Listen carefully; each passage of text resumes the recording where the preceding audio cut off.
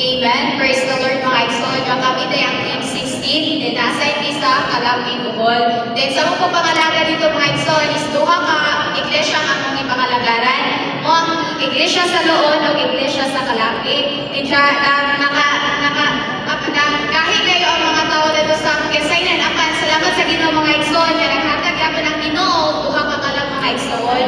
Diyan naka-establish mo dito og 8 ka meeting o 4 ka small group meeting o duha ka panimalay ang among gibaran mga igsoon. Diyan naka-establish mo dito o working meeting o prayer meeting. Then naka-recovered mo dito og 8 ka buok mga igsoon. Then ang-prospect 3 days kay duha ka buok.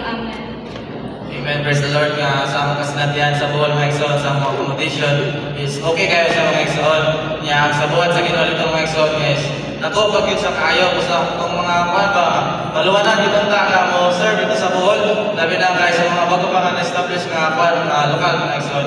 Nya sa among kasinatian sa among pag-gospel mga igsoon bisan nagay rejection mga igsoon pero dili na siya makaulam sa buhat sa Ginoo. Nya grasya gyud kaloy nga kita mga isip mga alipon mga igsoon mayo kitang bukas no nga magamit niya sa buhat sa Ginoo mga igsoon. Amen. Salamat sa Ginoo mga igsoon nga taliwala sa sitwasyon sa Eklesia sa buhol no sa tanang kapit sa buhol amo gyud ko ay pinaka-worst kay narito ang dako nga simbahan no muna na bisan bigay ka dito o kaning dunay pag-reject mga igsoon but still atong napakaila ang ebanghelyo sa Ginoo ang adapit mga igsoon. So ang among goal is not the number of baptism mga igsoon but kanang lingkod nga soberana ang lingkod nga materyales sa pagtukod sa lawas sa Ginoo mga igsoon. Salamat sa Ginoo.